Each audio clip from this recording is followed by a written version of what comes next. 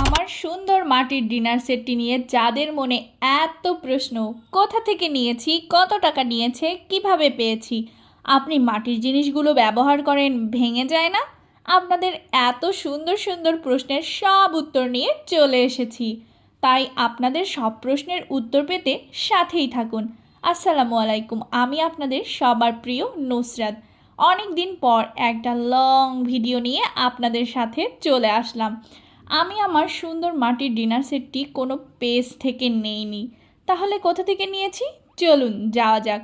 মাটির ডিনার সেটটি কিনবো বলে বরের কাছে বায়না ধরে চলে গিয়েছিলাম একটা মৃৎশিল্পের দোকানে। যারা রাজশাহীতে থাকে তারা কম বেশি সবাই চেনে দোকানটা। তবে একটা কথা না বললেই না, আমি যতবার দোকানটায় গেছি আমার কাছে মনে হয়েছে আমি কোনো স্বপ্নের রাজ্যে চলে এসেছি। আপনারা হয়তো দেখেই বুঝতে পারছেন যে দোকানে প্রবেশ করতেই কত সুন্দর সুন্দর শিল্পকলা, কত শত ফুলের টব, গাছের টব, চুলা, আবার ফুলের গাছও আছে।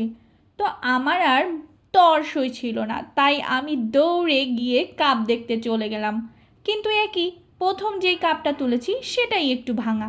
তাই অবশ্য জিনিস কেনার সময় একটু দেখে কিনতে হবে। তো কাপ সেট চয়েস করার পর আমি ঘুরে ঘুরে শিল্পকলাগুলো দেখছিলাম। কত সুন্দর ব্যাংক, ল্যাম্প লাইটগুলোর তো কোনো জবাব নেই, অসাধারণ শিল্পকলা।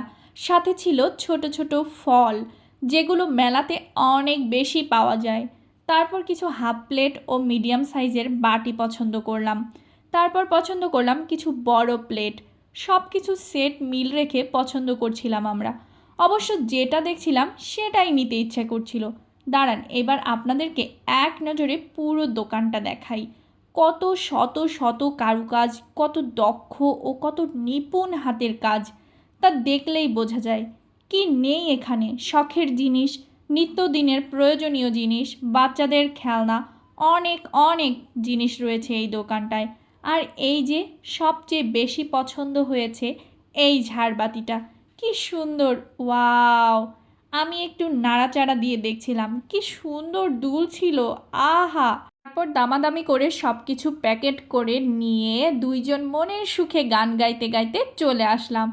তা কি কি কিনলাম সেইগুলো দেখতে ও জানতে হলে সাথেই থাকুন।